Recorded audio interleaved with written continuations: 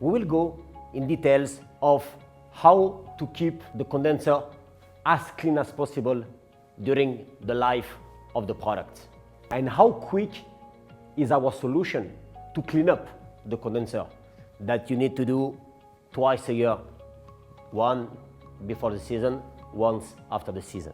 First of all, we select a coil that is related to the refrigeration business. We have seen so many condensers coming from different places, different manufacturers, with a so large number of fins per inch, 16 mainly, all from the air conditioning, that for us it was a disaster because it's very quick to block the condenser. And blocking the condenser means that you are consuming a lot of more input and the compressor is not in a comfortable zone. How to keep the compressor in a very good condition? How to optimize the energy efficiency of the units? It's very simple. The fin spacing, but also the airflow.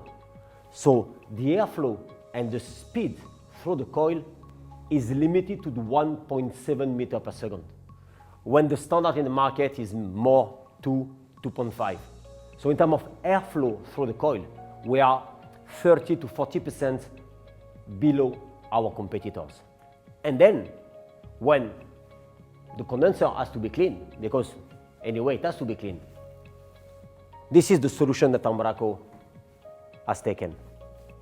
The fact that having the condenser directly on the door means that you have a full access to the condenser from inside.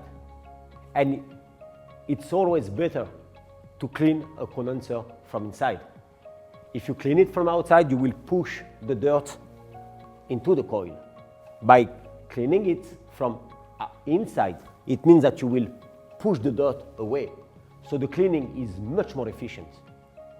Condenser is important, airflow is very important, plus the way how to give the solution to the customer, to the end user, to clean up the condenser. This is our results.